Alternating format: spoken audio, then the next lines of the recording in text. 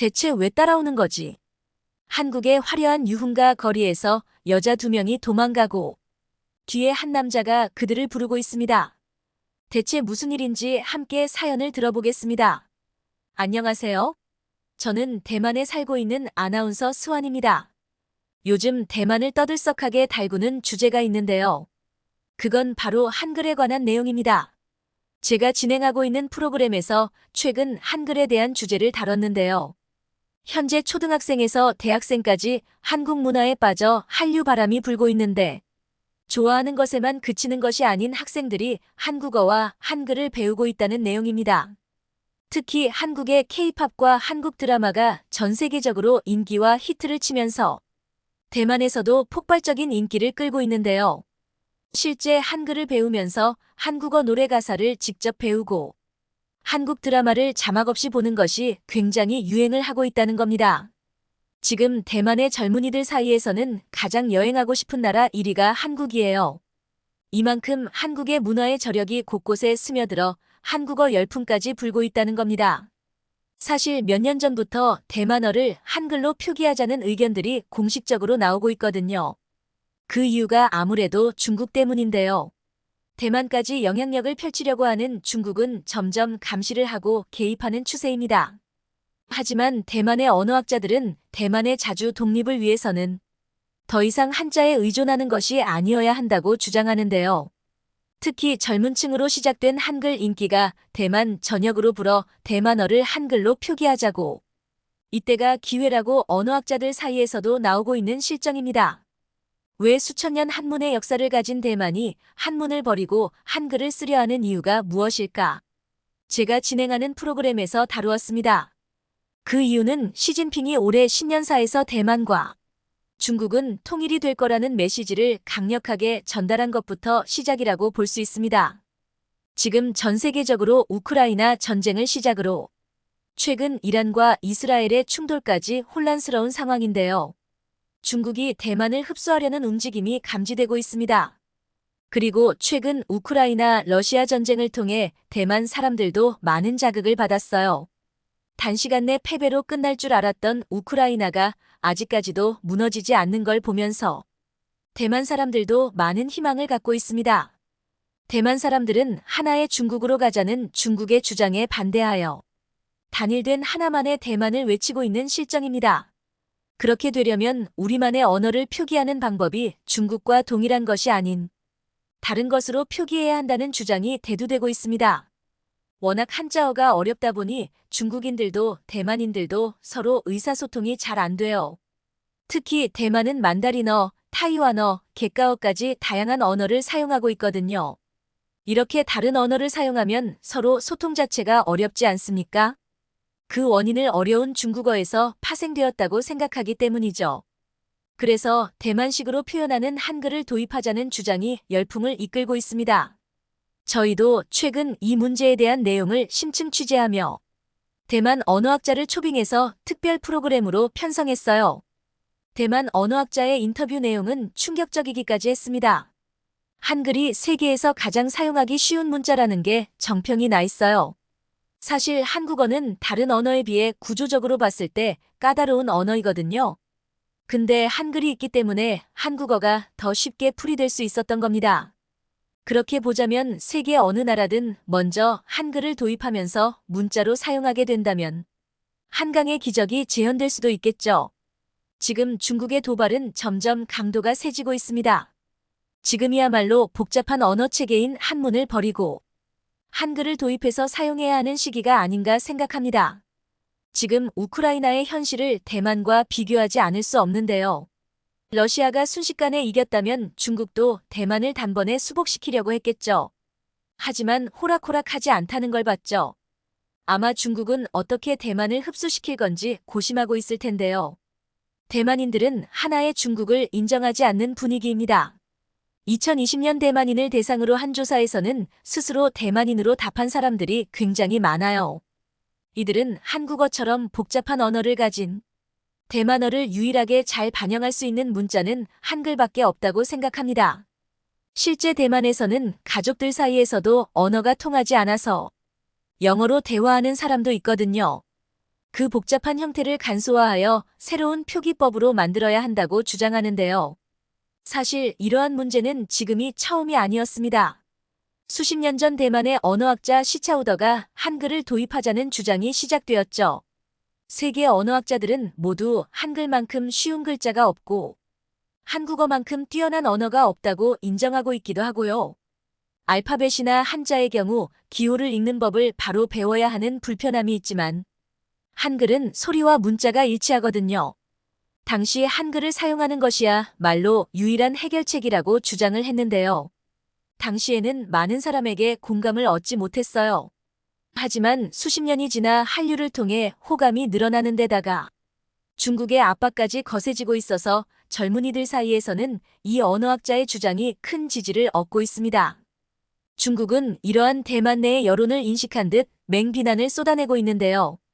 그럴수록 대만 내에서의 한글 도입에 대한 온 국민이 적극적인 지지와 찬사를 보내며 중국의 위협으로부터 대만이 당당하게 대응하길 원하고 있습니다. 저는 아나운서로서 굉장히 충격적이지 않을 수 없었죠. 이 상황에 대해 조금 더 심층적으로 접근할 필요가 있다고 생각했습니다. 특집 형식으로 다큐멘터리로 제작을 하기로 했어요. 워낙 심도 높은 내용이라서 저희 팀은 좀 더 집중적으로 취재를 하려고 했습니다. 어떻게 접근해야 할까 걱정도 되더라고요. 저는 그날부터 한국에 살고 있는 대만 사람들에 관한 내용에 대해 알아보기 시작했습니다. 생각보다 대만 사람들이 한국에서 생활하는 유튜버가 많더라고요. 역시 한류가 인기가 많아 그 유튜버들에게 열광하는 대만인들도 많고 조회수도 꽤 많다는 걸 알게 되었어요. 저도 그들이 올려놓은 영상을 보기 시작했어요. 그 내용에서는 대만 사람들이 한국에서 살면서 여행하며 만나는 영상들이 많았는데요. 제 눈에 들어온 건 한국인들의 친절함이었습니다. 유튜버들이 한국 여행을 하며 길을 잃거나 방황하면서 물어볼 때 다들 자기 일처럼 나서서 도와주는 겁니다. 소수의 한국분들은 직접 안내해주기도 하고 진심을 다해 도와주는 거예요. 사실 대만에 와보셨는지 모르겠지만 대만 사람들은 그리 친절하지가 않거든요. 길에서 질문을 해도 대답을 하지 않는 대만인들도 꽤 많아요. 저는 한국에 직접 가서 한국에 대해 조금 더 취재해 보기로 했습니다. 다음 방송분에서 다뤄야 하기 때문에 취재를 하고 인터뷰를 하고 조사를 하고 편집까지 꽤 시간이 빠듯했어요. 대만에서 한국은 2시간이 걸리니 새벽에 출발해서 1박 2일의 일정으로 빠르게 취재를 하고 오자는 결론이 나왔습니다. 저와 막내 작가가 취재를 하러 한국에 가고 제가 취재한 내용을 빠르게 대만으로 보내주면 빠르게 편집을 해서 다른 방송보다 빨리 내보낼 수 있다고 생각했어요. 막내 작가와 저는 둘이 한국의 일정을 모두 소화해야 했기 때문에 가방 가득 카메라부터 짐을 챙겼고요. 시간이 부족하기 때문에 수화물로 짐을 보내지는 말자고 결론을 하고 기내 캐리어와 배낭까지 챙겨서 비행기를 탑승했어요. 가방을 올려두는데 저와 막내 작가가 낑낑 매고 올리니 승무원분이 도와주시려고 하셨거든요. 그때 마침 한국 남자분께서 한 손으로 번쩍 들어서 비행기 위칸에 실어주셨어요. 역시나 유튜브에서 본 내용처럼 한국분들께서는 매너가 좋으시고 친절하시더라고요.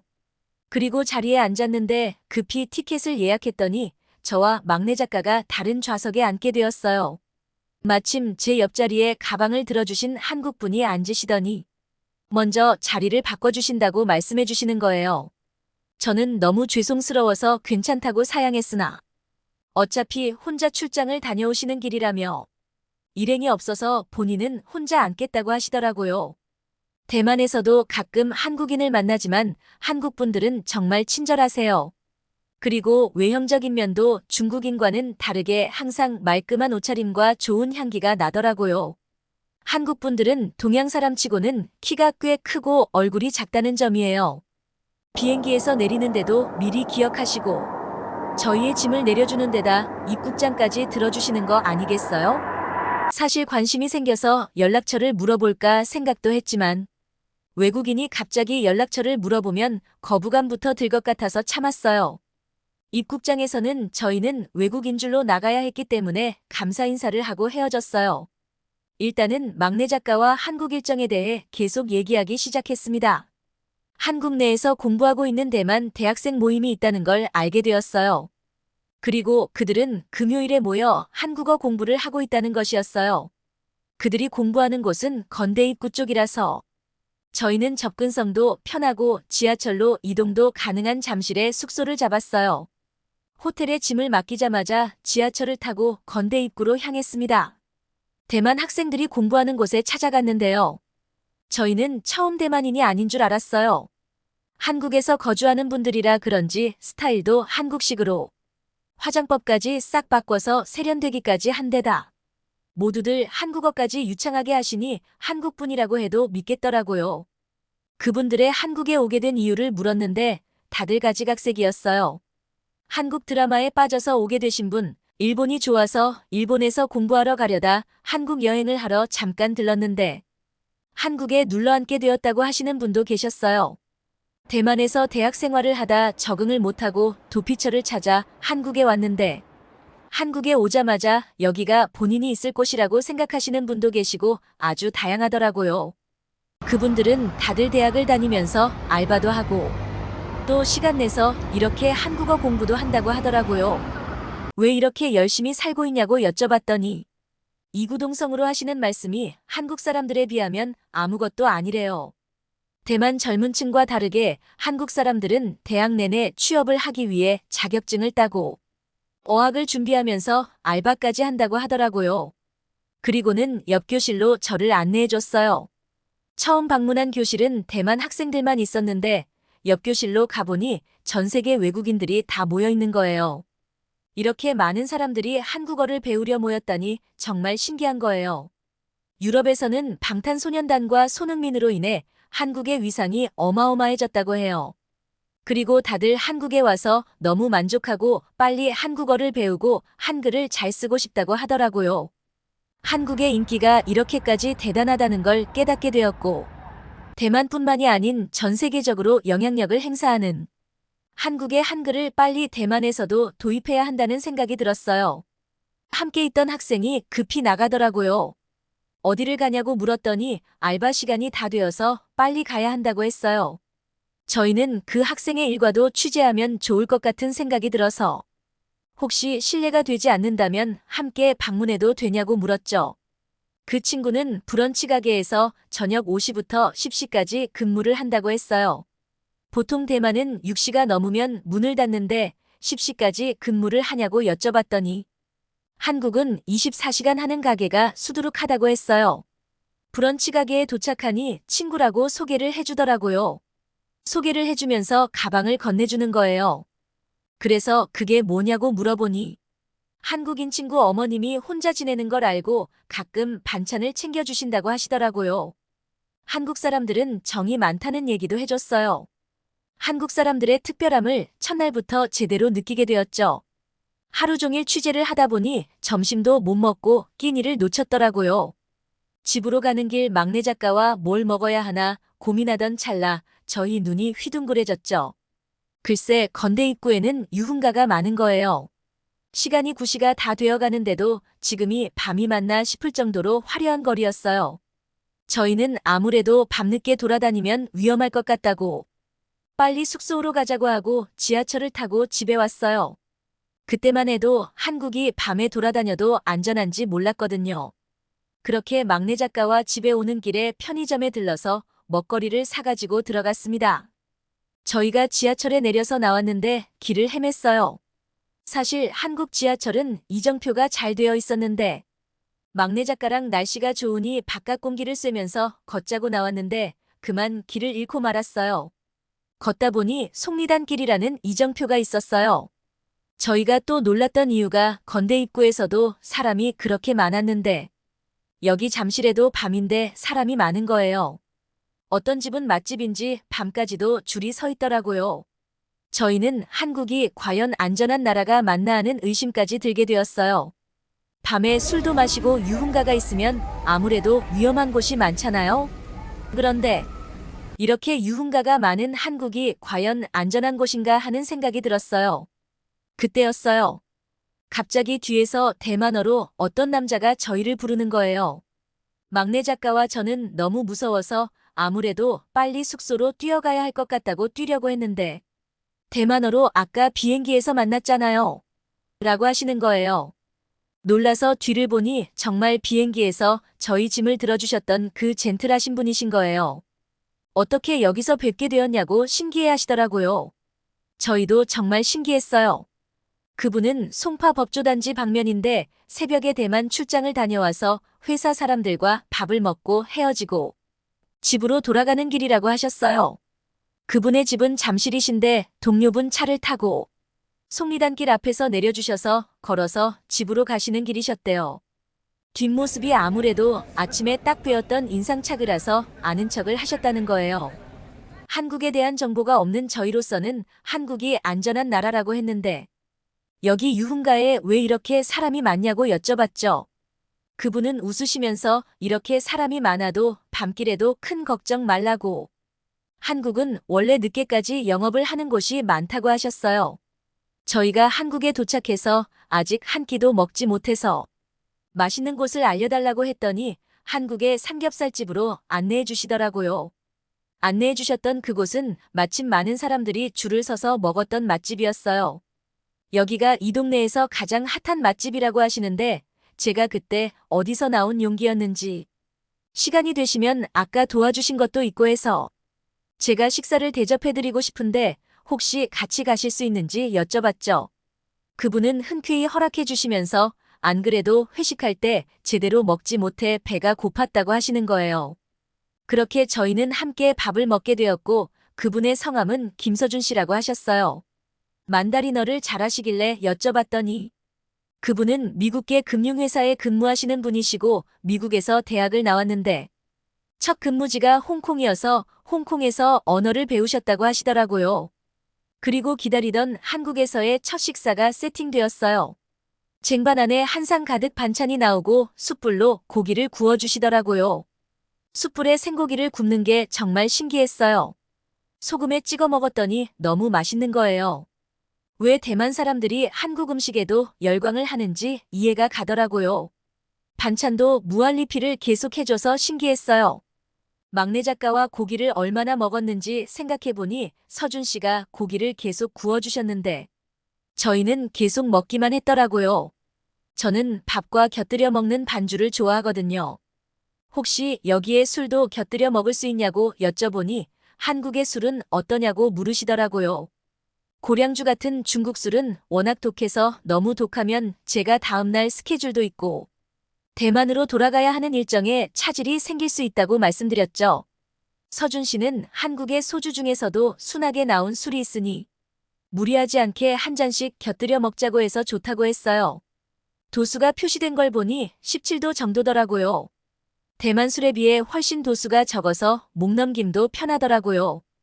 그렇게 한국에서의 첫 식사는 정말 맛있고 로맨틱하게 먹을 수 있었어요. 서준 씨가 다음 날의 일정에 대해 여쭤보시더라고요.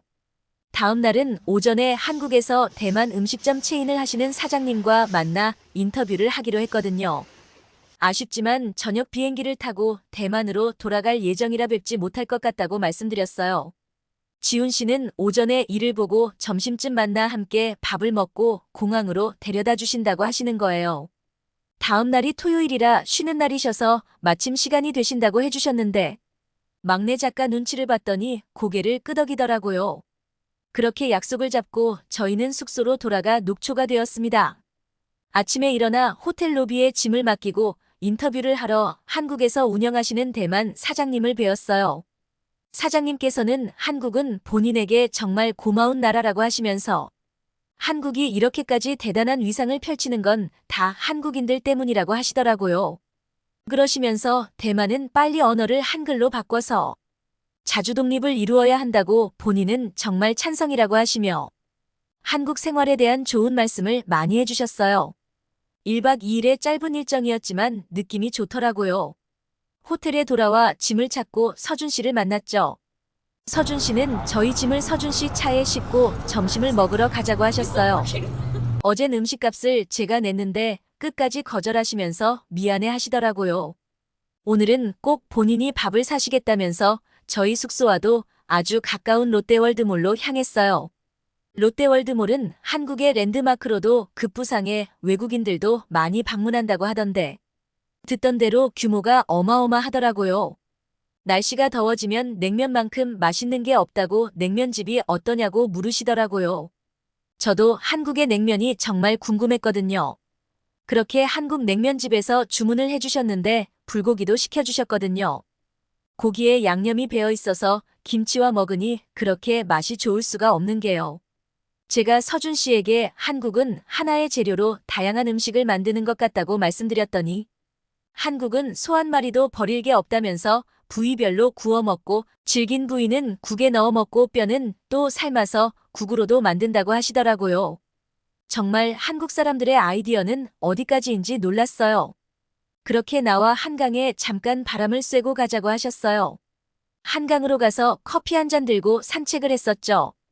그늘은 바람이 시원해서 탁 트인 한강만 바라봐도 힐링이 되더라고요. 커피를 다 마시고 쓰레기를 버리려고 쓰레기통을 찾았는데 안 보이는 거예요. 어떻게 버리나 했더니 조금 더 가면 쓰레기통이 있을 거라고 하셨어요. 정말 조금 더 갔더니 쓰레기통이 분리수거가 되어 있더라고요. 다들 분리수거함에 넣은 걸 보니 한국의 시민의식이 느껴졌어요. 아마 중국에서는 길에 다 버렸을 거예요. 역시 한국의 전 세계 영향력이 하루아침에 나온 게 아니더라고요. 저희는 그렇게 비행기를 타고 대만으로 돌아왔습니다. 이번에 방송된 저희의 다큐멘터리는 대만에서도 어마어마한 이슈를 불러왔습니다. 모두들 대만식 한글이 자리 잡길 바라고 있고 기원하고 있답니다. 오늘 사연은 여기까지입니다. 한글의 위상을 다시 한번 깨달은 오늘의 사연이었네요. 사연이 마음에 드셨다면 구독과 좋아요 부탁드리면서 감동포착은 더 감동적인 사연으로 돌아올게요. 감사합니다.